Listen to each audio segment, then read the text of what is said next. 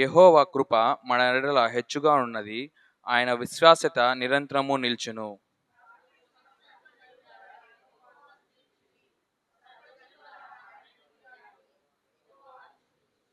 యెహోవా దయాళుడు, ఆయన కృప నిరంతరము నిల్చును. ఆయనకు కృతజ్ఞతాస్తుతులు చెల్లించుడి. ఆయన కృప నిరంతరము నిల్చునని అహరోను వంశస్థులు అందురుగాక.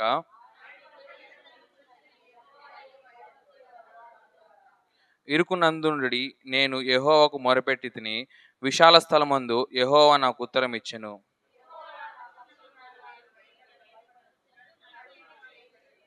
యెహోవా నా పక్షము వహించి నాకు సహకారి అయి ఉన్నాడు. నా శత్రువుల విషయమైన నా కోరిక నెరవేరుట చూచెదను. పరిశుద్ధుడు మహోన్నతుడైన నా ప్రియ పరలోకపు తండ్రి, నీ ఘనమైన నామాన్ని బట్టి నేను స్తుతులు చెల్లించుకుంటున్నాను నాయన. ఇదిగో తండ్రి ప్రభా, ఉదయకాల సమయంలో ప్రభా, విశ్రాంతి దినమున నా తండ్రి ప్రభా, నీ సన్నిధానంలో చేరుటకు ప్రభా, మాకందరికీ మీరు ఇచ్చిన ఈ గొప్ప భాగ్యాన్ని బట్టి మీకు వందనాలు చెల్లించుకుంటున్నాను తండ్రి. ఏ మాత్రమును అర్హత లేనప్పటికీ తండ్రి ప్రభా, కేవలం నీ ఉచిత కృప చొప్పున ప్రభా, మీరు ఇచ్చిన ఈ అవకాశాన్ని బట్టి మీకు వందనాలు చెల్లించుకుంటున్నాం తండ్రి. ఇదిగోన తండ్రి ప్రభా, ఈరోజు అంతటిని మీ పాదాల చెంత పెట్టి ప్రార్థిస్తున్నాను తండ్రి. ఇంతవరకు పాటల ద్వారా మీరు మహిమ పొందుకుని ఉన్నారని నమ్ముచున్నాను తండ్రి. వాక్యం ద్వారా ప్రభా, మీరే ప్రభా మాతో ఉండి ప్రభా నడిపిస్తురండి తండ్రి ప్రభా. ఎవరెవరికి ప్రభా ఎటువంటి ఆత్మీయ ఆహారం కావాలో ప్రభా యేసయ్య, మీరు సమృద్ధిగా మాకు దయచేస్తూ రమ్మని కోరుకుంటున్నాను తండ్రి ప్రభా. ఎవరెవరు ప్రభా ఎటువంటి స్థితిలో వచ్చారో మీకు తెలుసు దేవా యేసయ్య. ఎవరెవరు ప్రభా ఎటువంటి అక్కర కలిగి వచ్చారో మీకు తెలుసు కదా యేసయ్య. ప్రతి ఒక్కరితో ప్రభా మీరు మాట్లాడండి తండ్రి ప్రభా యేసయ్య. మా హృదయాల్ని మీరు దర్శించండి తండ్రి ప్రభా యేసయ్య. ఇదిగో తండ్రి ప్రభా, వాక్యం ప్రభా కేవలం వినువారమే కాకన తండ్రి ప్రభా, ఆ వాక్యానుసారంగా మేము జీవించటకు మాకు సహాయం దయచేస్తున్నామని బ్రతిమాడు కొంచున్నాను తండ్రి ప్రభా. సమయం ఉన్నప్పుడే నా తండ్రి ప్రభా, అవకాశం ఉన్నప్పుడే ప్రభా యేసయ్య, మీ వాక్యాన్ని మేము తీసుకుని ప్రభా మమ్మల్ని ప్రభా మేము ప్రభు సరి చేసుకుంటకు బాగు చేసుకుంటకు మాకు సహాయం దయచేయని తండ్రి ప్రభా. దేవునికి మహిమ కలుగును గాక. ఇక్కడ వచ్చిన మీ అందరికీ ప్రభు అయిన యేసుక్రీస్తు నామమున వందనాలు తెలియజేస్తూ ఉంటున్నా. హల్లెలూయా, హల్లెలూయా. ప్రియమైనటువంటి దేవుని బిడ్డలారా, దేవుడు గత కాలం అంతా కూడా మనల్ని కాచి కాపాడి మరొక విశ్రాంతి దినంలోనికి దేవుడు మనందరినీ కూడా నడిపించినటువంటి విధానం బట్టి దేవునికి స్తోత్రాలు చెల్లిస్తూ ఉంటున్నా. ఈ రోజును చూడలేక ఎంతోమంది ఈ తరమును చాలించి వెళ్ళిపోయినటువంటి వారు ఉన్నారు.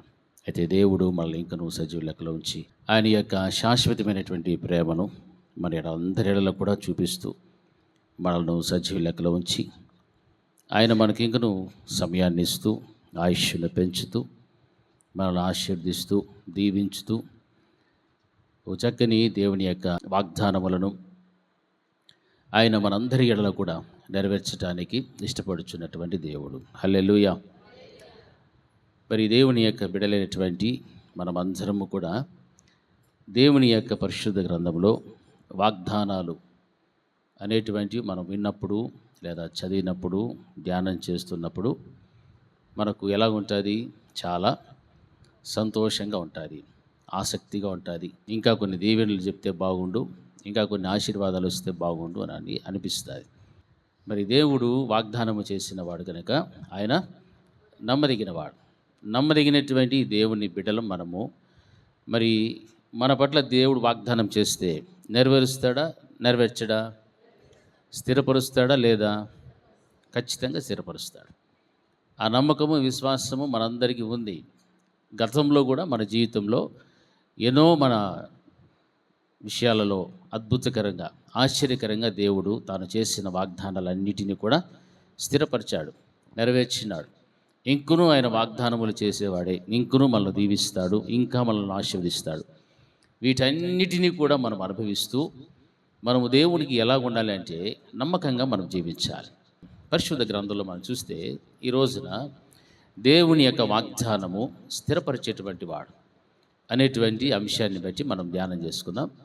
ఆదికాండం 26వ అధ్యాయము 1 నుండి 5 వచనాలు నేను చదువుతాను, జాగ్రత్తగా వినండి. అబ్రహాము దినములలో వచ్చిన మొదటి కరువుగాక మరి ఒక కరువు ఆ దేశంలో వచ్చెను. అప్పుడు ఇస్సాకు గెరారులోనున్న ఫిలిస్తీన్ల రాజైన అబీమెలెకు వద్దకు వెళ్ళెను. అక్కడ యెహోవా అతనికి ప్రత్యక్షమై, నీవు ఐగుప్తులోనికి వెళ్ళక నేను నీతో చెప్పు దేశమందు నివసించుము. ఈ దేశమందు పరవాసివై ఉండుము. నేను నీకు తోడయ్యుండి నిన్ను ఆశీర్వదించెదను.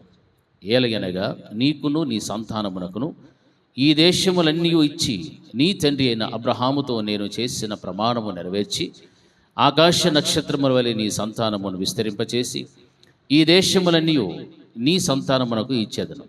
నీ సంతానము వలన సమస్త భూలోకములోని సమస్త జనులు ఆశీర్వదింపబడుదురు అనేటువంటి మాటలు మనము గమనిస్తూ ఉంటున్నాం. హల్లెలూయా, హల్లెలూయా. చూడండి, ఇక్కడ వ్రాయబడినటువంటి ఈ వాక్య భాగంలో గెరారు అనేటువంటి మాట మనం గమనిస్తున్నప్పుడు ఆ ప్రాంతము పేరు గెరారు. ఆ దేశం ఫిలిస్తీన్ల దేశం.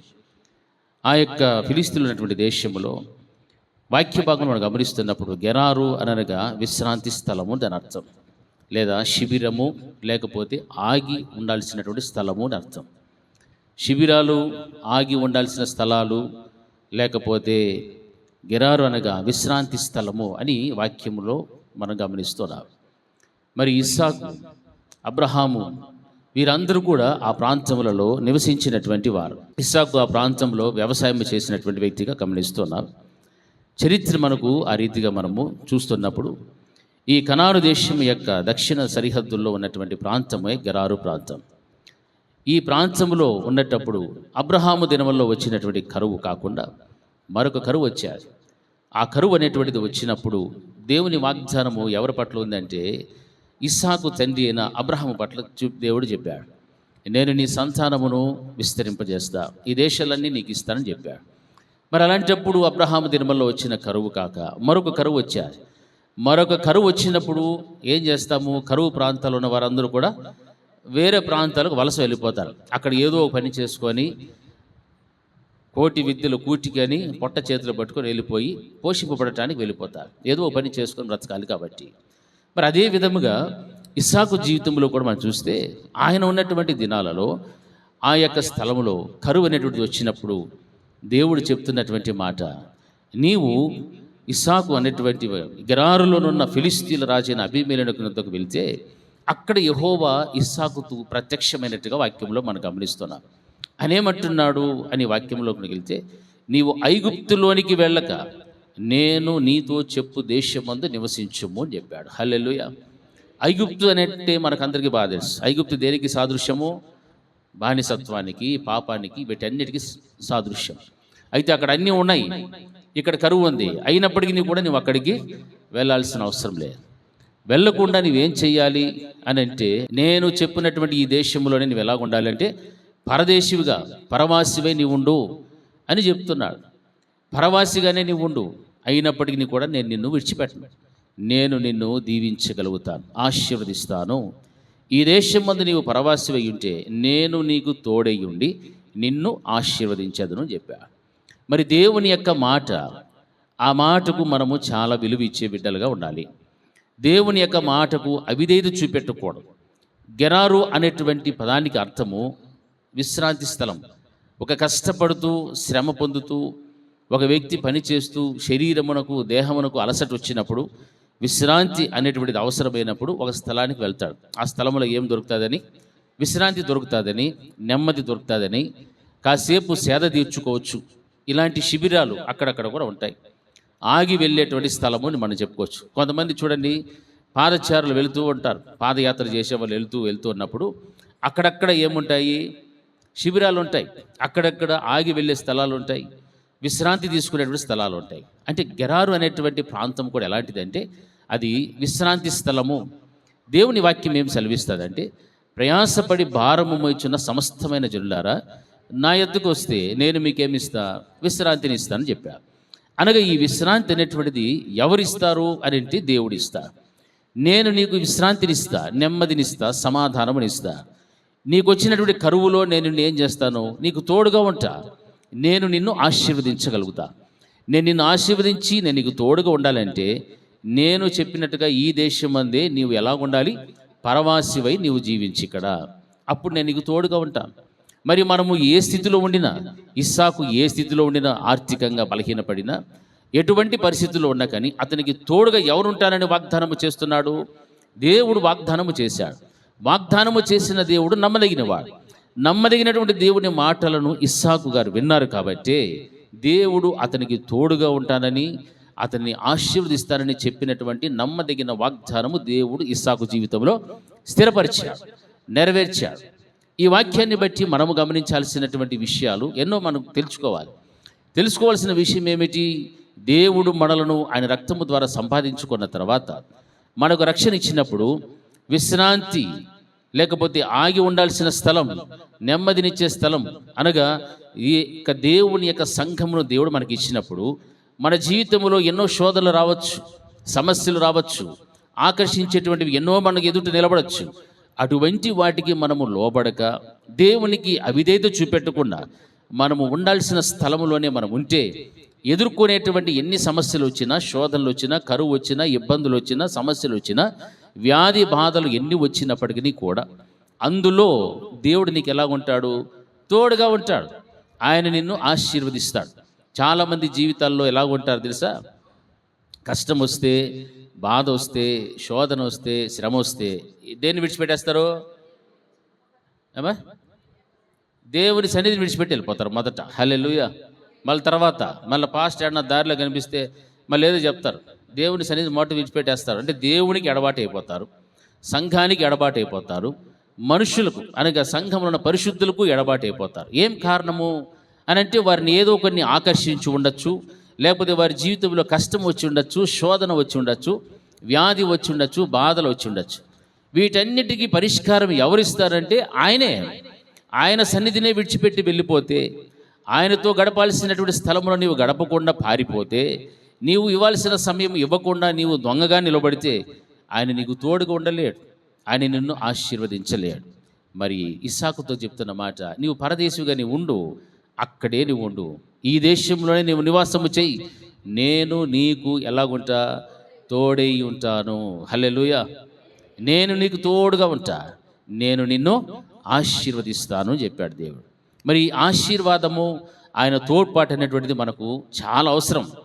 మనం ఒకవేళ మేధావులు కావచ్చు, జ్ఞానము కలిగిన వ్యక్తులు కావచ్చు, ఔన్నత్యమైన సంపన్నమైన స్థితిలో ఉండొచ్చు, లేకపోతే ఏ స్థితిలో ఉండినా దేవుని యొక్క తోడ్పాటు కానీ ఆయన ఆశీర్వాదము కానీ మనకు లేకపోతే మనం ఈ లోకములో ఎంత కాలము జీవించినా, ఎంత సంపాదించుకున్నా, ఎంతటి వారమైనా దానివల్ల మనకు ఉపయోగము ఉండదు. ఎందుకనంటే కొంతమంది అజ్ఞానంలో ఉంటారు. మనము సంపాదించినటువంటి ఈ సంపాదనను బట్టి పరలోకం చేరచ్చేమో అని అనుకోవచ్చు. లేదు, ఈ దేహం కొరకు, ఈ దేహము సుఖంగా ఉండటం కోసము అనునిత్యము మనం ఏం చేస్తున్నాము? పడుతున్నామా లేదా? ప్రయాస పడుతూనే ఉన్నాం. తినే ఆహారం దగ్గర నుంచి వేసుకునేటువంటి వస్త్రాల వరకు మనకు హృదయము, మన కన్ను నచ్చి మెచ్చి ఆశించే ప్రతి దానిని కోసం కూడా మనం ఏం చేస్తున్నాము? ప్రతి క్షణము కూడా అనునిత్యము ప్రయాస పడుతూనే ఉన్నాం. కానీ వాక్యం ఏం సెలవిస్తుంది? ఈ ప్రయాసపడుతూ నీవు సంపాదించిన ఆర్జన, నీ సంపాద్యము, నీ ధనం, నీ బంగారం, నీ ఉన్నతమైన ఔన్నత్య స్థితి ఏది కూడా అక్కడికి పోదు. దేవుడిచ్చినట్టు ఈ దేహమే అక్కడికి పోదునంటే ఈ దేహము కొరకు సంపాదించిన ఆస్తి పోతుందా? పోదు. ఈ సత్యమును కనుక మనం తెలుసుకుంటే మనం అసలు ఏం చేస్తున్నామో, ఎందుకు ఇంత సంపాదిస్తున్నామో, ఏం చేయాలని, ఎలా బ్రతుకుచు ఉన్నామని మనంతకు మనకి ప్రశ్న వేసుకోవాలి. మనమే పరలోకానికి పోం. మనమంటే ఈ శరీరం అంటే రక్త మాంసములు పరలోక రాజ్యమును స్వతంత్రించుకున్న నేరవుని దేవుడు చెప్పాడు. మరి దీనికి సంబంధించిన ఆస్తుపాస్తులు వస్తాయా పైకి? ఏమొస్తాయి పైకి చెప్పండి? హల్లెలూయా. ఆత్మ మళ్ళా క్రియలు వస్తాయి, నీవు చేసిన ప్రార్థనలు వస్తాయి, నీవు చేసిన ధర్మకార్యములు వస్తాయి, నీవు చేసిన ప్రతిదీ కూడా అక్కడికి పోతుంది. కానీ ఈ దేహము పోదు. దేహము కొరకు నీవు సంపాదించిన ఏది కూడా అక్కడికి నీవు తీసుకొని వెళ్ళలేవు. ఒకవేళ దేవదూతలు వచ్చిన ప్రభా దేవదూత నాకు ఇన్నుండ దయచేసి ఒక చెయ్యి ఎట్లా పట్టు, అన్నీ కలిపి ఒక బాక్స్లోకి వేసిన, ప్లీజ్ హెల్ప్ మీ అని అంటే దేవదూత కూడా తీసుకోరు. ఎందుకంటే అక్కడంతా కూడా పరిశుద్ధులే. ఆత్మస్వరూపైనటువంటి దేవుణ్ణి మనం ఆరాధించడానికి వెళ్ళాలి. అక్కడ ఆకలి లేదు, దప్పిక లేదు. అలాంటప్పుడు మనకి ఈ ఆస్తులు ఎందుకు? ఆకలి ఉంటేనే ఇవి కావాలి, దప్పికుంటేనే ఇవి కావాలి. ఇప్పుడు ఈ రక్త మాంసములతో ఉన్నాం కాబట్టి మనకు ఆకలి, మనకు దప్పిక, కోరికలు, ఆశలు ఎన్నో మనకు వస్తున్నాయి. ఇవి దేవుడు మనకు ఇచ్చినటువంటి సహజ సిద్ధమైనటువంటి జ్ఞానేంద్రియాలతో కూడినటువంటి ఆ యొక్క క్రియలు, ఇవన్నీ కూడా పరలోకంలో ఏముండవు. పరలోకంలో ఇవేవి కూడా ఉండవు. అక్కడ ఏముంటుంది? ఒకే ఈ ఆత్మ లోపల పెట్టాడే దేవుడు, ఈ ఆత్మ పోతుంది అంతే. జస్ట్ ఆత్మని ఈ శరీరము ధరించుకొని ఉంది. ఎలాగ ధరించుకొని అంటే మట్టితో చేశాడు దేవుడు కాబట్టి ఈ మట్టి మళ్ళీ మట్టిలో వదిలిపెట్టేసి ఆత్మ దేవుడు తను అనుగ్రహించినటువంటి తండ్రి వద్దకు వెళ్ళాల్సిందే. హల్లెలూయా. కాబట్టి ఈ దేహమునైనను దేహము కొరకు సంపాదించేటువంటి దాని కొరకైనను మనము ఎక్కువగా ప్రేమ చూపెట్టకూడదు. హల్లెలూయా. మరి ఇస్సాకు జీవితంలో దేవుడు చెప్పిన మాట, నేను చెప్పినటువంటి ఈ దేశములోనే నీవు పరవాసిగా నీవు నివాసము చెయ్యి, నేను నీకు తోడుగా ఉంటాను, నేను నిన్ను ఆశీర్వదిస్తాను అని చెప్పాడు. మరి ఆశీర్వదించాలన్నా ఆయన తోడుగా మనకు ఉండాలి అంటే ఆయనకు అనుకూలమైనటువంటి జీవితం మనలో ఉండాలి. ఆయన మాటను మనం ఏం చేయాలా? వినాలి. లేదు ప్రభా నీకు తెలియదు సంగతి, ఈ కనాను దేశము దక్షిణ వైపునట్టు ఈ గెరారు ప్రాంతం అంతా కరువు వచ్చింది, ఈ కరువులో ఆకలి దెబ్బలతో సావమంటావా? నా వల్ల కాదు, ఇదిగో ముందున్న ఐగుప్తులని వెళ్ళిపోతా. ఎక్కడికి వెళ్ళిపోతా? ఐగుప్తులని వెళ్ళిపోతా అని చెప్పాడా? చెప్పాడమ్మా? చెప్పలేదే. చెప్పలేదు కాబట్టి అంటే అక్కడ ఏమని అర్థము? దేవుని మాటకు లోబడ్డాడు, దేవుని మాటకు విధేయత చూపెట్టాడు. విధేయత చూపెడితేనే, లోబడితేనే మన జీవితంలో దేవుని వాగ్దానం ఏమవుతుంది? నెరవేర్చబడుతుంది. హల్లెలూయా. దేవుని వాగ్దానాలు చదువుకొని భుజాలు ఎగరేసుకొని సంకలు గుద్దుకొని ఇంకా రాలేదే దీవెన అనుకోవద్దండి. ఆ దీవెన ఆశీర్వాదం నీకు రావాలంటే దేవుడు నీతో ఏం మాట్లాడాడు, ఏమని సెలవిచ్చుచూ ఉన్నాడు, ఏ ఆజ్ఞ నీకు పెట్టాడో దానిని అనుసరిస్తేనే అప్పుడు ఆ దేవుని వాగ్దానము మనందరి ఎడలో కూడా నెరవేర్చబడుతుంది. హల్లెలూయా. మరి దేవుని వాగ్దానము నెరవేర్చబడాలని ఆశ మనకు ఉంది, కానీ దేవుని మాట వినే గుణం మాత్రమో లేదు. ఎంతమందికి ఉంది దేవుని మాట వినే గుణము? మరి దేవుని మాటకు విధేయత చూపెడదామా వద్దా? చూపెడదామా వద్దా? లోబడదామా వద్దా? లోబడాలి. ఏ ఏ మాటలకు లోబడాలి? అన్నిటికీ ఆయన హెచ్చరించిన, గద్దించిన, ఖండించిన, బుద్ధి చెప్పిన ఏ వాక్యము ద్వారా దేవుడు మాట్లాడతాడో ఆ వాక్యానికి నువ్వేమైపోవాలి? లోబడిపోవాలి, విధేయత చూపెట్టాలి. హల్లెలూయా. కొన్ని మాత్రం దాంట్లో పట్టుకొని కొన్ని విడిచిపెట్టేయకూడదు. మనకు తగినటువంటి మాట పట్టుకొని మిగతావి నాకు గదిలే పక్కన రానెక్కకి, వెనకాల బుజ్జికి, లేకపోతే ఇంకా వెనకాల కుర్చీలో వాళ్ళకి, లేకపోతే వాళ్ళకి వీళ్ళకి అని మాత్రం మనము అనుకోకూడదు. లేకపోతే కుర్చీలో రాజక్క ఉంది, ఇది రాజక్కకి, లేకపోతే వెనకాల ఉండే ఈ పక్క ఉండే బాయ్స్కి అని కాదు. ఈ వాక్యం ఎవరికి? హల్లెలూయా. ఎవరికి? అప్పుడు దేవుని మాట మనల్ని ఖండించింది అనుకోండి, అప్పుడు ఏమర్థం తెలిసినా మన లోపల బలహీనతలు ఉంటాయి కాబట్టి ఆ బలహీనతలన్నింటిని కూడా దేవుడు ఏం చేస్తున్నాడని ఎత్తి చూపెడుతున్నాడు. అప్పుడు నీవు దాన్ని ఏం చేసుకోవాలా? సరి చేసుకో. మరలా దేవుని వాక్యం ఖండించి గుచ్చి చెప్పింది అనుకో, అప్పుడు నీలో ఇంకా ఏమో ఉంది? ఏదో ఉంది. బలహీనతలు ఉండొచ్చు, పాపం ఉండొచ్చు, అవిధేయత ఉండొచ్చు, లోబడితనం ఉండొచ్చు, ప్రేమ లేనితనం ఉండొచ్చు, అసమాధానాన్ని కలిగించే స్థితి ఉండొచ్చు, ఎన్నో ఉంటాయి మనుషుని యొక్క హృదయ అంతరంగంలో. అందుకే ఆ హృదయానికి దేవుడు ఏం పేరు పెట్టాడు? ఆ హృదయము మోసకరమైనది, ఘోరమైన, అన్నిటికంటే మోసం, అన్నిటికంటే ఘోరమైన వ్యాధి కలిగినది. కాబట్టి ఆ హృదయములు అట్లాంటిది కనుక ఆ హృదయాన్ని దేవుడు చూస్తాడు. కాబట్టి హృదయానికి కావలసిన వాక్యాన్ని ఇస్తాడు, కానీ శరీరానికి కాదు. నీ వింటున్న వాక్యం దేనికి? నీ లోపల అంతరంగ పురుషుడు బలపరచడానికి నీ హృదయంతో దేవుడు మాట్లాడుతున్నాడు. హల్లెలూయా. హల్లెలూయా. ఎక్కడి నుండే కదా వచ్చేది? తలంపులు అన్నీ కూడా ఈడ కదా వచ్చేది, ఈ నుంచే కదమ్మా. ఈడ ఏం పుడితే ఈడ మాట్లాడతాము, ఈడ చూస్తాము, ఈడ వింటాము. ఈడ కన్నా ఏమీ తలంపులు పుట్టలేదు, మంచివి లేదు, చెడ్డవి అన్నీ ఉన్నాయనుకోండి, దాన్ని బట్టి దేవుడు మాట్లాడతాడు. అందుకే మనం అనుకోవచ్చు, నేను ఈ రోజున ఇలాంటి డ్రెస్ వేసుకొని పోతే దేవుడు నాతో భలే మాట్లాడతాడు అనుకోవచ్చు. కాదు, నీ హృదయాన్ని చూసే మాట్లాడతాడు. హల్లెలూయా. నా హృదయాన్ని చూసి మాట్లాడతాడు. మనందరి హృదయములను ఎవరు చూస్తున్నారు? దేవుడు చూస్తున్నాడు. కావున దేవుడు మన హృదయ అంతరంగమును చూచేవాడు, పరిశీలించేవాడు, పరిశోధించేటువంటి దేవుడు మనకున్నప్పుడు మన హృదయము ఎలాగుండాలి? ఆయన దృష్టిలో యథార్థత కలిగి జీవించాలి. హల్లెలూయా. యథార్థత. ఈరోజు ఈ వాక్యము నీ హృదయానికి గుచ్చుకుంది, నీ ఒక కంప్లైంట్ చెప్పావు, ఈరోజు ఇట్లా చెప్పినాడు అట్లా చెప్పినా అంటే ఆ బలహీనత నీలో ఖచ్చితంగా 100కి 100 ఉన్నది. హల్లెలూయా. అట్లా ఎవరన్నా కంప్లైంట్ చేస్తే నాకు భలే సంతోషం. ఏమంటే ఆ బలహీనతలు కూర్చే దేవుడు ఏం చేసినాడో మాట్లాడినాడు. అప్పుడు వారు దేవుని మాటకు లోబడితే, విధేయత చూపెడితే చివరిలో ఏం చేస్తారు వాళ్ళు?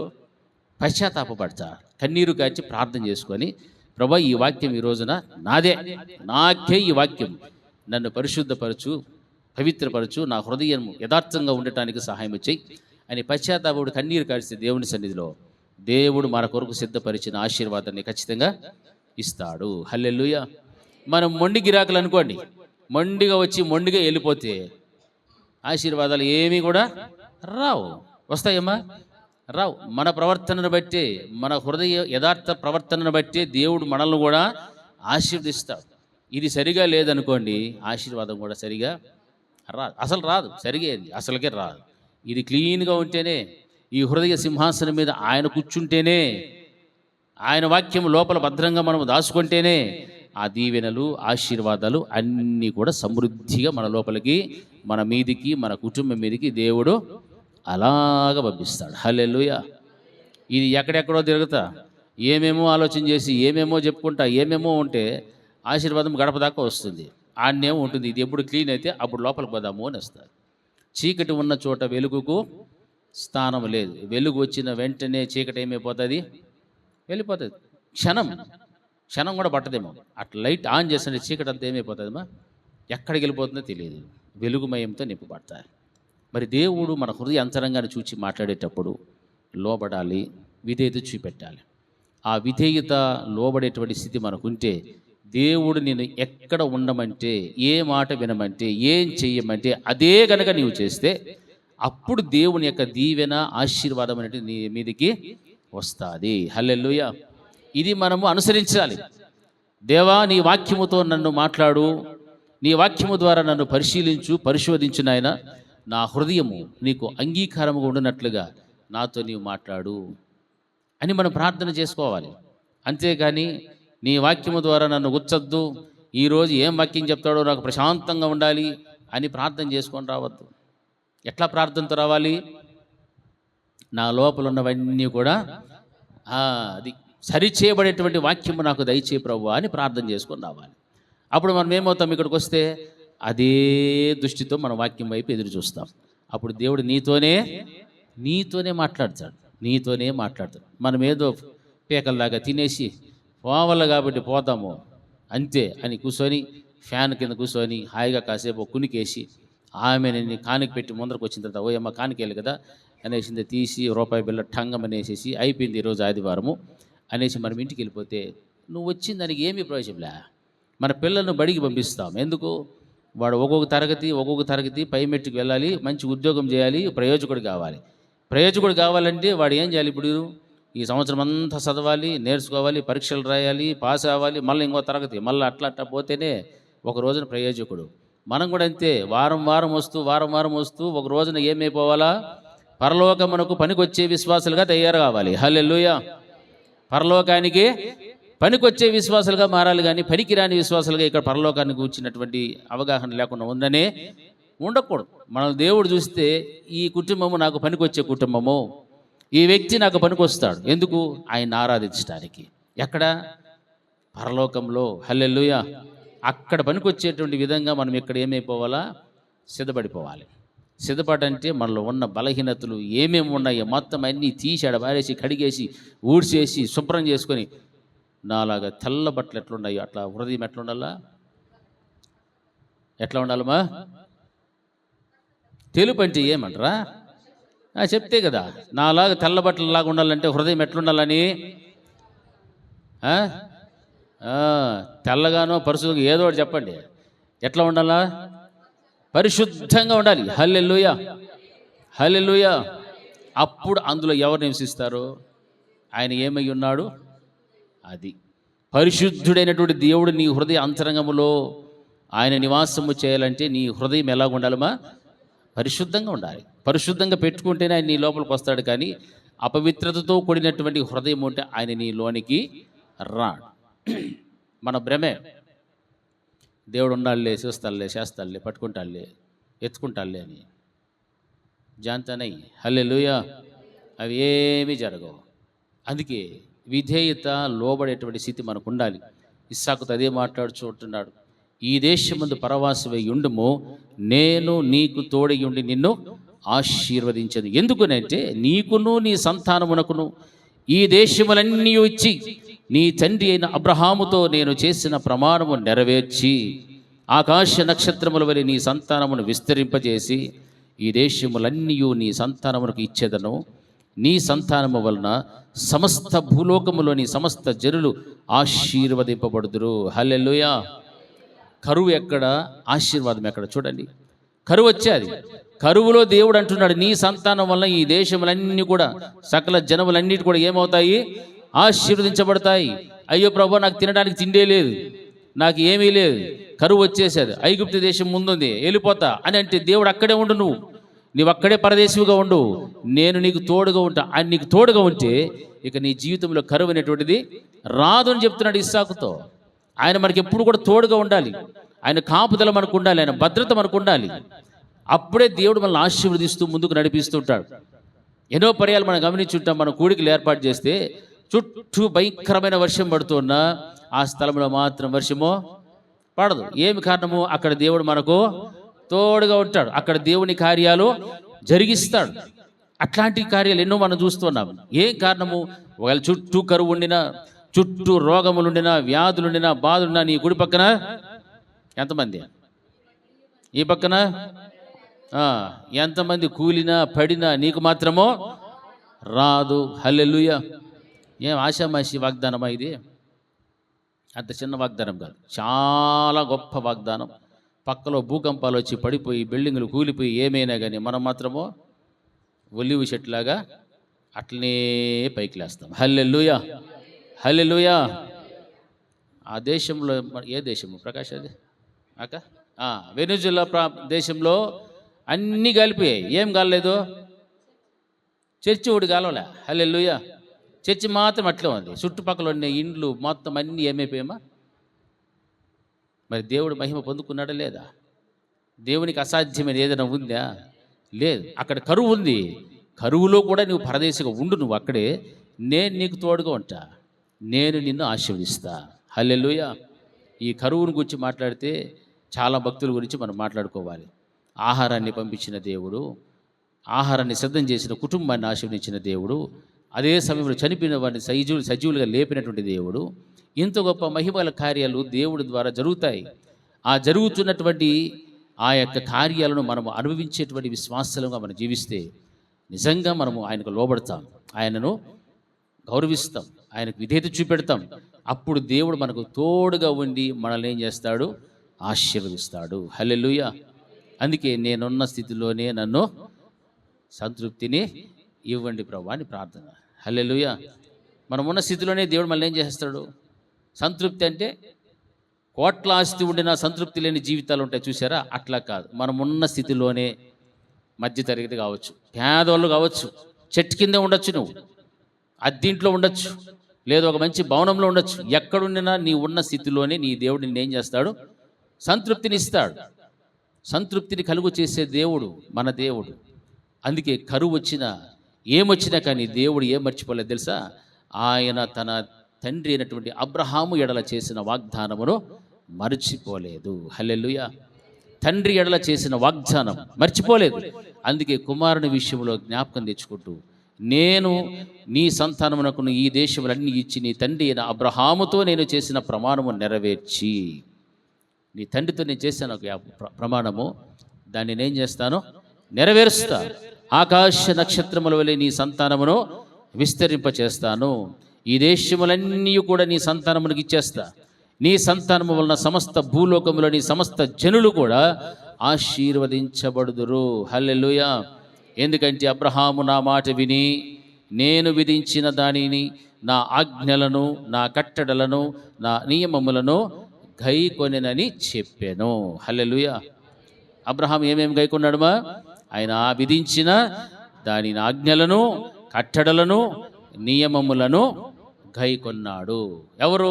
ఇస్సాకు తండ్రి అబ్రహాం. ఆయన గైకొన్నాడు. ఆయన దగ్గర దేవుడు ప్రమాణం చేశాడు, నీ సంతానం ఇలాగుంటుంది, ఆకాశ నక్షత్రములో నీ సంతానం విస్తరింపజేస్తా, నీకు కలుగుబోయేటువంటి సంతానము వలన భూలోకములోని సమస్త జనులందరూ కూడా ఏమవుతారు? దీవించబడుదురు. హల్లెలూయా, హల్లెలూయా. ఈరోజు మనల్ని బట్టి, మన కుటుంబాన్ని బట్టి, మన వ్యక్తిగత కుటుంబాన్ని, జీవితాన్ని బట్టి అందరూ ఏమవ్వాలి? ఆశీర్వదించబడాలి. ఆశీర్వదించబడాలంటే ఆయన నియమించినటువంటి కట్టడలను, ఆజ్ఞలను, నియమములను మనం ఏం చేసేవారు ఉండాలా? గైకొనేటువంటి వారంగా ఉండాలి. అంటే మనలో ఎంత విధేయత, లోబడితనం ఉంటే ఆయన కట్టడలు, ఆజ్ఞలు, నియమములు అన్నిటిని కూడా మనం ఏం చేస్తాము? పాటిస్తాం, అనుసరిస్తాం. అప్పుడు దేవుడు మనల్ని ఎప్పటికీ మర్చిపోడు. ఆయన చేసిన వాగ్దానమును జ్ఞాపకం తెచ్చుకుంటూనే ఉంటాడు. మరి అబ్రహాము యొక్క కుమారులుగా, కుమార్తెలుగా దేవుడు మనందరినీ కూడా తన శిలువ రక్తము ద్వారా ఏం చేసుకున్నాడు? కలిపేసుకున్నాడు. హల్లెలూయా. కలుపుకున్నాడా లేదా? మనము కూడా ఇప్పుడు ఎవరి సంతానమో అంతే, అక్కడి నుంచి ప్రారంభమైన సంతానం మనమందరం కూడా. ఆయన జక్కయ్య ఇంటికి వచ్చినప్పుడు ఆయనలో ఉన్న తప్పిదాలన్నిటిని ఎత్తి బయట పెట్టేసి, నేను ఎవరి దగ్గర నేను ఏమైనా తీసుకుని ఉంటే ఒకటికి ఎన్నింతలో 4 ఇంతలు నేను ఇచ్చేస్తాడా అని అన్నీ ఎత్తి దేవుని ముందర పడేస్తే, అప్పుడు దేవుడు జక్కయ్యతో మాట చెప్పాడు. ఏం చెప్పాడు బా? అది హల్లెలూయా. ఇతను కూడా అబ్రహాము కుమారుడు. అంటే అబ్రహాము యాడో, జక్కయ్య అక్కడ కదా. ఇప్పుడు మనం ఎక్కడ, అబ్రహాం ఎక్కడ? అలాగే మనలో ఉన్నటువంటి తప్పితములను, బలహీనతలను ఎత్తి బయట పెట్టేసి దాన్ని సరి చేసుకున్న తర్వాత ఆయన కట్టడలను, ఆయన ఆజ్ఞలను, నియమములను మనం అనుసరిస్తే మనము కూడా ఎవరి కుమారులము, కుమార్తెలం అయిపోతామో? అబ్రహాము గారి యొక్క సంతానంలోనికి వస్తాం. ఇప్పుడు అబ్రహాము సంతానం గురించి దేవుడు ఏం చెప్తున్నాడు? వాగ్దానం చేశాడు. నీ సంతానం ఎలా చేస్తా నేను? ఆకాశ నక్షత్రముల వలె. ఆకాశ నక్షత్రాలు పైన ఉంటాయి, దగదగదగా మెరుస్తుంటాయి, మనకు కనిపించేది ఇంతే. కానీ సూర్య చంద్రుల కంటే కూడా అవి అంతేనా ప్రకాష్? పెద్దవి. హల్లెలూయా.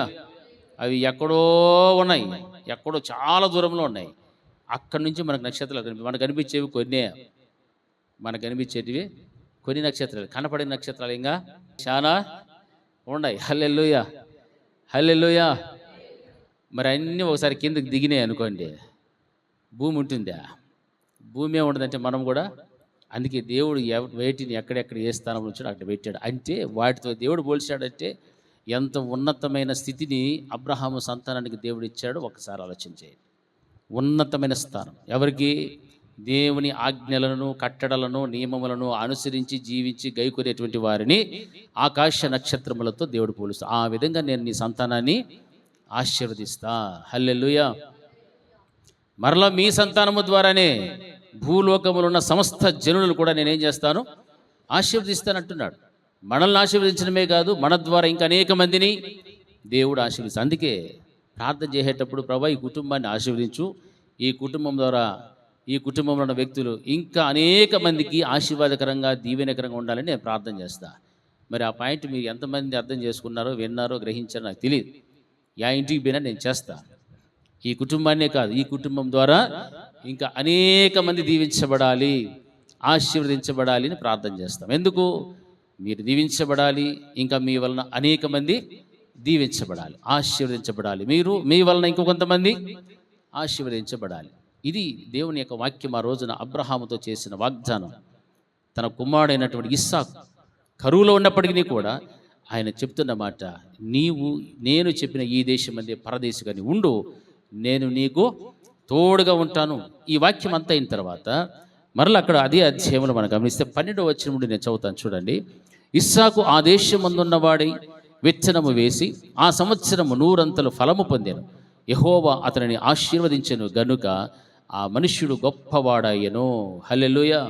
అతడు మిక్కిలి గొప్పవాడగు వరకు క్రమక్రమముగా అభివృద్ధి పొందుచూ వచ్చెను. అతనికి గొర్రెల ఆస్తియు, గొడ్ల ఆస్తియు, దాసులు గొప్ప సమూహమును కలిగినందున ఫిలిస్తీయులు అతని యందు అసూయపడిరి. హల్లెలూయా. ఇప్పుడు ఫిలిస్తీయులు ఉన్నటువంటి ఆ ప్రాంతంలో, గెరార్ అనే ప్రాంతంలో ప్రవాసిగా ఉన్నాడు. ప్రవాసిగా ఉన్నప్పుడు ఇస్సాకు ఆ దేశంలో వ్యవసాయం చేయడం ప్రారంభించినాడు. వ్యవసాయం చేస్తున్నప్పుడు దేవుడు అతనికి తోడుగా ఉన్నాడు కాబట్టి, దేవుడు అతన్ని ఆశీర్వదిస్తున్నాడు కాబట్టి క్రమక్రమముగా ఏం చేస్తూ వచ్చాడు? దేవుడు అభివృద్ధిలోనికి తీసుకొని వస్తూ వచ్చాడు. హల్లెలూయా, హల్లెలూయా.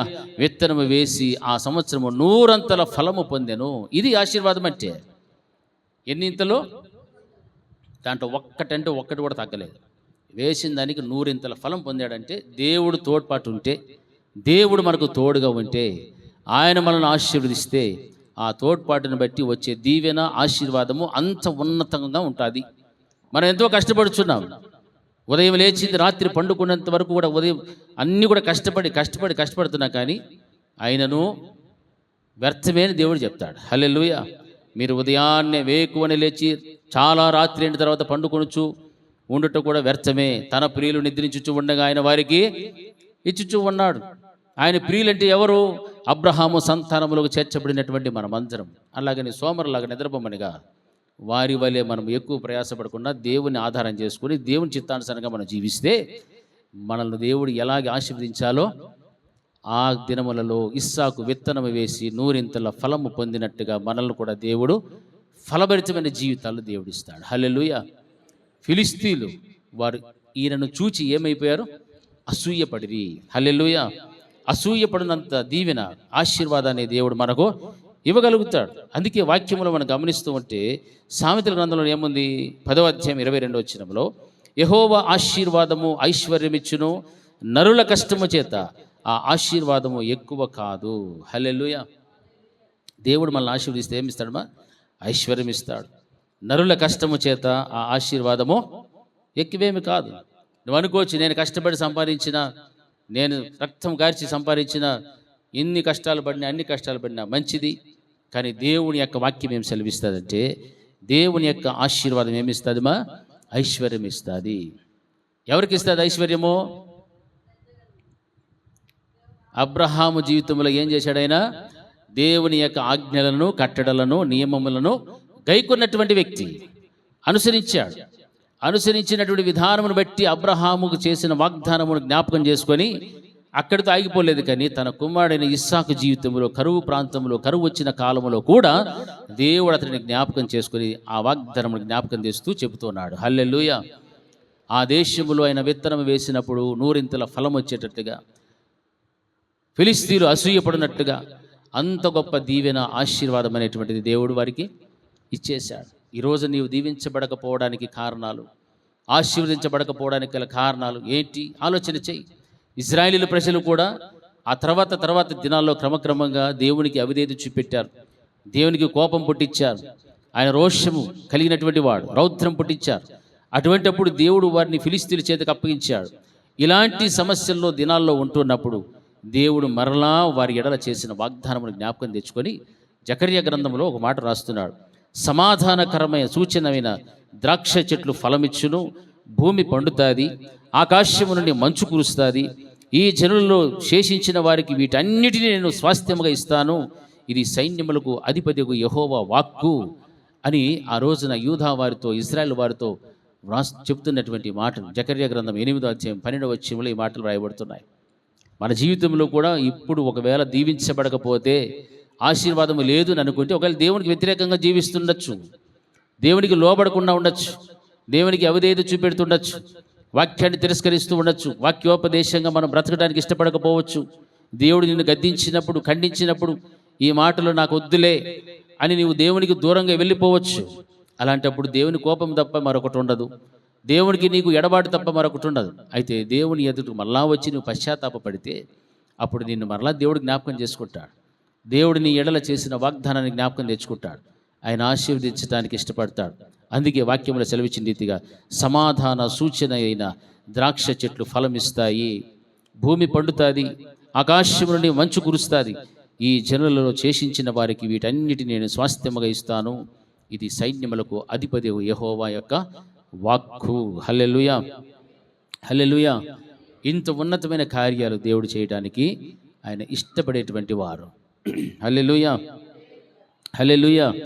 అందుకే కీర్తనలు 112వ అధ్యాయం 1 నుండి 3 వరకు ఉన్నటువంటి వచనాలు చూడండి. కీర్తనలు 112వ అధ్యాయం 1 నుంచి 3 వరకు.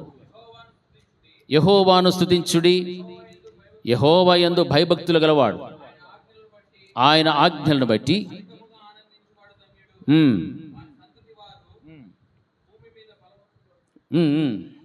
భూమి మీద బలవంతులగుదురు, యథార్థవంతుల వంశపు వారు దీవింపబడుదురు, కలిమియు సంపదయు వాని ఇంట నుండును, వాని నీతి నిత్యము నిలుచును. హల్లెలూయా. యథార్థవంతులకు చీకట్లో ఏం పుడుతుంది? ఉంది కింద వెలుగు పుట్టును. చూడండి, అబ్రహాము గారు కట్టడలు, ఆజ్ఞలు, నియమములు గైకొన్నవాడు. వాక్యము సెలవిస్తుంది, అబ్రహాము దేవుని నమ్మిన గనుక అది అతనికి నీతిగా ఎంచబడెను. ఈ వాక్యములో మనం గమనిస్తే ఆయన ఆజ్ఞలను బట్టి అధికముగా ఆనందించువాడు ధన్యుడు. మరి అబ్రహాము వాటిని గైకొన్నాడు అంటే వాటి యందు ఆయనకి ఏం పుట్టిండాలా? ఆనందం పుట్టిండాలి. ఆనందించువాడు ధన్యుడుగా మార్చబడ్డాడు. వాని సంతతి వారు భూమి మీద ఏమవుతారు? బలవంతులగుదురు. యథార్థవంతుల వంశపు వారు దీవించబడుదురు. కలిమి సంపదయు వాని ఎంట ఉండును, వాని నీతి నిత్యము నిలుచును. హల్లెలూయా. ఈరోజు మన కుటుంబాల్లో కూడా దేవుని స్తుతించేవారుగా, ఆజ్ఞలు అనుసరించేవారుగా, కట్టడలను నియమములను గైకునేవారుగా మనం ఉంటే ఆ వాక్యములో ఉన్న వాగ్దానాలన్నీ కూడా దేవుడు మన పట్ల స్థిరపరుస్తాడు. అటువంటి సంతతిని దేవుడు భూమి మీద బలవంతులుగా దేవుడు స్థిరపరుస్తాడు. యథార్థవంతుల వంశపు వారు దీవించబడుదురు. కలిమియు సంపదయు వాని ఎంట ఉండును. హల్లెలూయా. ఏమేమి ఉంటుంది? మా కలిమి ఉంటుంది, సంపద వాడి ఇంట్లో ఉంటారు. ఆ తర్వాత అంటున్నాడు వాని నీతి నిత్యము కూడా నిలుచును. ఈ కార్యాలన్నీ కూడా మన ఇంట్లో జరగాలి అని అంటే మనము ఆయన ఆజ్ఞలను, కట్టడలను, నియమములను ఏం చేయాలి? గైకొనాలి. అబ్రహాము గైకొన్నాడు కాబట్టి దేవుడు అబ్రహామును మర్చిపోలే. అతని గర్భాన పుట్టినటువంటి బిడ్డలను మర్చిపోలే. చేసిన వాగ్దానమును స్థిరపరచడానికి దేవుడు ఇష్టపడుతూ కరువు వచ్చిన ప్రాంతములనే దేవుడు ఇస్సాకును ఏం చేశాడు? ఆశీర్వదించాడు. ఎలా ఆశీర్వదించాడు? 100 ఫలము పొందెను. హల్లెలూయా. 1, 2 కాదు, 100 ఫలము పొందేటంత ఆశీర్వాదం, ఇతరులు చూచి అసూయ పడేటంత ఆశీర్వాదాన్ని ఎవరికి ఇచ్చాడు? ఇస్సాకుకి ఇచ్చాడు. ఆయన మాట వినకపోయి ఉంటే ఐగుప్తుకు వెళ్ళిపోయి ఉండేవాడు. ఆయన మాట విన్నాడు కాబట్టే అక్కడనే గెరారులోనే, విశ్రాంతి అన్న స్థలములోనే దాన్ని దాటకుండా దేవుని మాటకు విధేయత చూపెట్టి లోబడి అక్కడే ఉన్నాడు కాబట్టి దేవుడు అతన్ని ఏం చేశాడు? ఆశీర్వదించాడు. ఈ రోజున దేవుడు నిన్ను కూడా అదే కోరుకుంటున్నాడు. నువ్వు ఎక్కడ ఉండాలో అక్కడే ఉండు, నువ్వు ఎలాగ ఉండాలో అలాగే ఉండు. దేవుడు నీతో ఏం మాట్లాడుచున్నాడో ఆ మాటలు విను.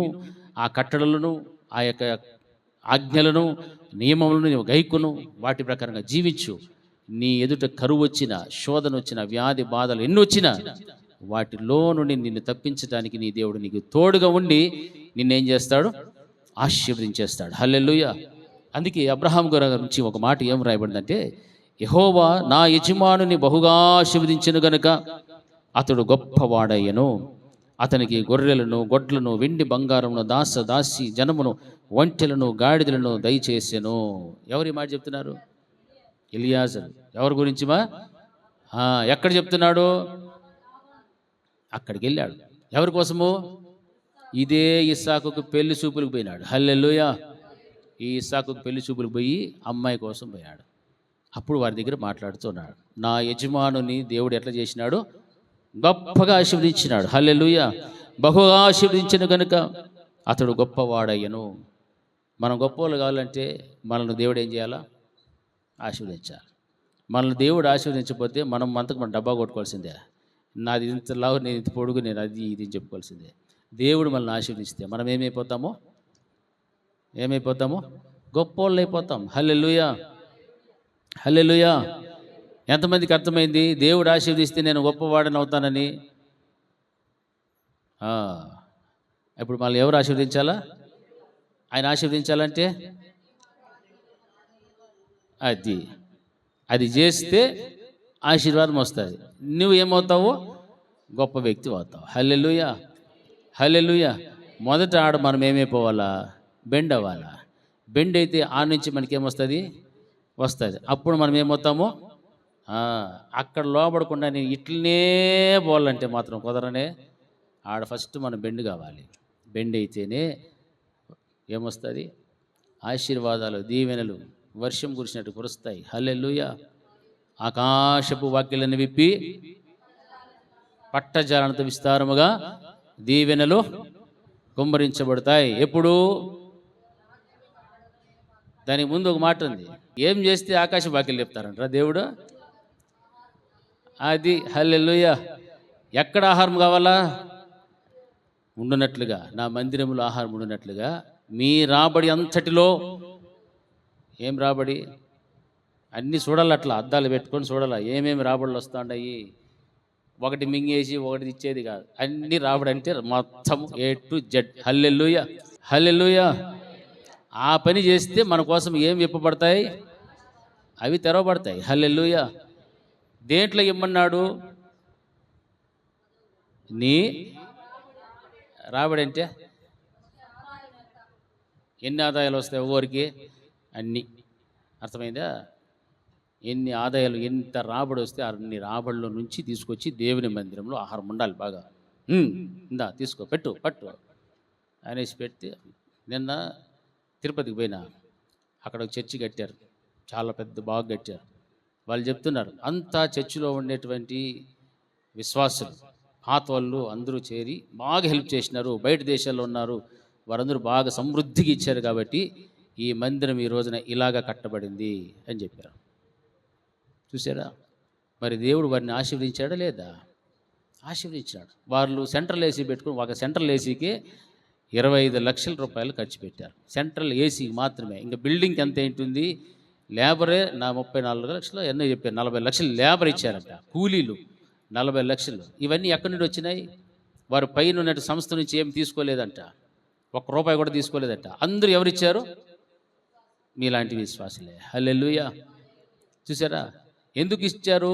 దేవుడు వారిని ఆశీర్వదించాడు కాబట్టి, దేవుడు వారిని దీవిస్తున్నాడు కాబట్టి, ఇంకా దీవించబడాలి, ఆశీర్వదించబడాలని ఆశ వారికి ఉంది కాబట్టి దేవుని మందిరము కొరకు వారు ఇచ్చారు. మందిరం నిలబడ్డది. అది అనేక మందికి ఏమవుతుంది? ప్రార్థనా మందిరంగా మార్చబడిపోయింది. హల్లెలూయా. అనేక మందికి ప్రార్థనా మందిరం. చూసారా? దేవుని విషయంలో మనం అట్లా కార్యాలు చేయాలా. మనం మాత్రము గోకినా రాలదు, ఏమి చేసినా రాలదు అనేటట్టుగా మాత్రం ఉండనే. ఆకాశపు వాకిళ్ళు తెరవబడాలి అంటే దేవుని మాటకు కొన్ని ఎగరగొట్టేశామనుకోండి, ఎవరు జ్ఞాపకం తెచ్చుకోవాలి? అబద్ధం చెప్పిన వాళ్ళు ఏమైనారమ్మా? అంతే. హల్లెలూయా. కొంచెం గట్టిగా చెప్పండి. ఎవరికి వెనకాల వాళ్ళు ఏంది అన్న చచ్చా అనుకుంటాడు. ఏం మా బియ్యలా ఏం చెప్పింది? ఎవరు చచ్చిపోయారు అబద్ధం చెప్పి? ఎవరు? ఉండక్క, వెనకాల వాళ్ళు చెప్పని, కుర్చీలు వాళ్ళు చెప్పండి. ఎవరు సార్ చనిపోయింది? వాళ్ళ పేర్లు సార్? అననీయ, ప్రణీత్. ఏం చెప్తున్నాడు సారు? అననీయ, సప్పీరాలు. హల్లెలూయా. ఏం చెప్పారు? ఎంతకే అమ్మితిమే, వాళ్ళు అమ్మింది ఎంతనో, కానీ అక్కడ చెప్పింది ఎంతే. ఒకే మాటకి ఏం చెప్పారు ప్రకాష్? స్మాష్. హల్లెలూయా. అందుకే వాక్యము చాలా, దేవుడు మన హృదయాన్ని ఎరిగి ఆయన హృదయంలో ఉన్న మాటలన్నీ కూడా మనకు రాసి పెట్టాడు. నీ రాబడి అంతటిలో అన్నాడు, కానీ కొంచెం దాచుకొని కొంచెం చెప్పరా, కొంచెం దాచుకొని కొంచెం చెప్పరా అని చెప్పలా దేవుడు. నీ రాబడి అంతలో నీకు ₹1 రాని, ₹1,00,000 రాని, అంతటిని కూడా దేవుని దృష్టిలో ఎలాగ ఉండాలి? నీవు యథార్థంగా ఉండాలి. యథార్థవంతుల వంశపు వారు దీవించబడతారని వాక్యం సెలవిస్తుంది కదమ్మా. యథార్థవంతుల వంశపు వారు దీవించబడుదురు అంటే అన్ని విషయములలో కూడా మనం ఎలా ఉండాలి? యథార్థంగా ఉండాలి. అప్పుడే మనకు దీవెనలు వస్తాయి, మన బిడ్డలు దీవించబడతారు, ఆశీర్వదించబడతారు. కనుకనే ప్రతి వాక్యముకు, ప్రతి దీవెనకు, ఆశీర్వాదానికి ముందు దేవుడు కొన్ని షరతులు పెట్టాడు. ఆ షరతుల ప్రకారంగా చేస్తేనే వారి వంశపు వారు ఏమవుతూ వస్తారు? దీవించబడుదురు. ఇప్పుడు మీరు చదివిన వాక్యమే, నేను చెప్పిన మాట కాదు. కీర్తనలు 112:2 ఉందా లేదమ్మా? యథార్థవంతుల వంశపు వారు దీవించబడుదురు, వాని సంతతి వారు భూమి మీద బలవంతులగుదురు. ఈ మాట నేను చెప్తే మీరు నమ్మరు. దేవుని మాట అయినా ఏం చేయాలమ్మా? నమ్మాలి. హల్లెలూయా. ఈ దీవెనలు, ఆశీర్వాదాలు మనందరి మీదకి సమృద్ధిగా వచ్చునుగాక. అలా వచ్చునుగాక అని ఆమేనన్నారు, కానీ దానికి ముందు చేయాల్సిన పనులు కూడా మేము చేయుదుముగాక. ఇప్పుడు చెప్పాలి గట్టిగా. విజయ ఒకటి ఆమేన్ అంటా ఉంది, మిగతా వాళ్ళు ఎవరు చెప్పరా? కుర్చీలో వాళ్ళు అసలు నోరేద్దారబ్బా. ప్రణీత్ అట్లా చెప్పు. దేవుడు పెట్టిన షరతులు, నియమ నిబంధనలు అన్నిటిని కూడా మేము అనుసరించుదుము. నాగక్క ఏమన్నా సౌండ్ వినిపించిన? హల్లెలూయా, హల్లెలూయా. మనం దేవుని మాట వింటే దేవుడు మన మాట వింటాడా విన్నా?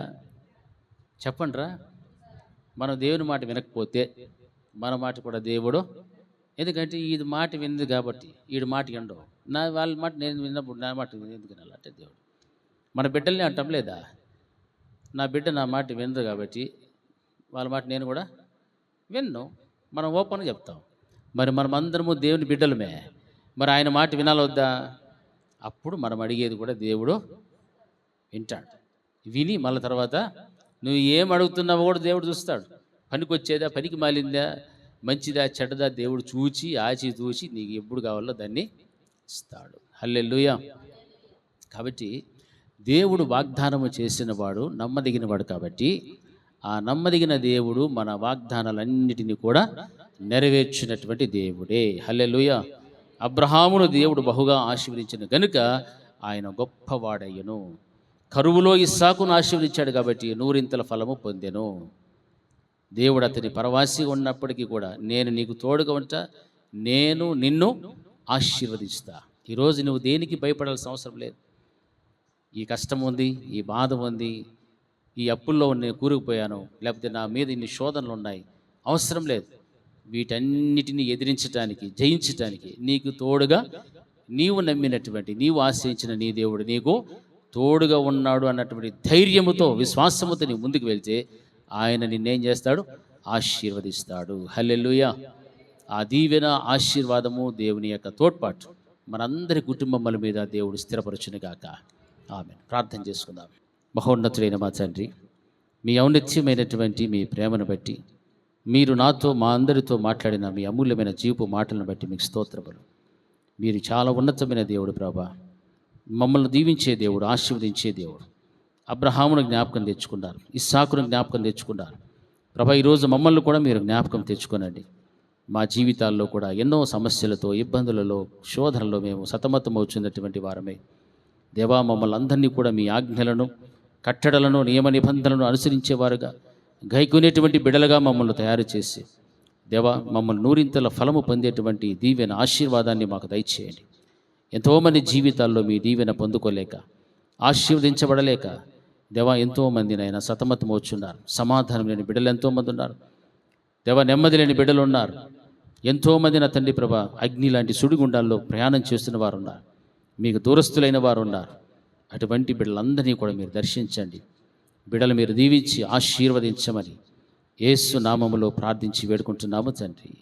ఆమేన్. నా ప్రాణమా యెహోవాను సన్నతించుము, నా అంతరంగమునందున సమస్తమైన పరిశుద్ధ నామమును సన్నతించుము.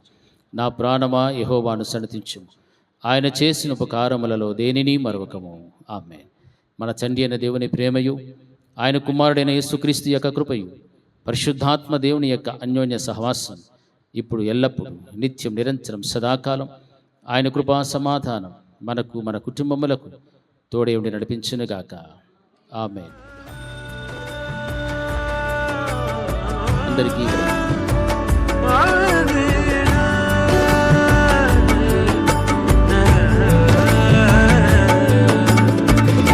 నీ ఆజ్ఞ లేనిదే ఏదైనా జరుగునా, నీ కంచె దాటగా శత్రువుకు సాధ్యమా? నీ ఆజ్ఞ లేనిదే ఏదైనా జరుగునా, నీ కంచె దాటగా శత్రువుకు సాధ్యమా? మా దేవా నీవే మా తోడుంటే అంతే చాలు. అపవాది తలచిన కీడులన్నీ వేరైపోవును. మా దేవా నీవే మా తోడుంటే అంతే చాలు. అపవాది తలచిన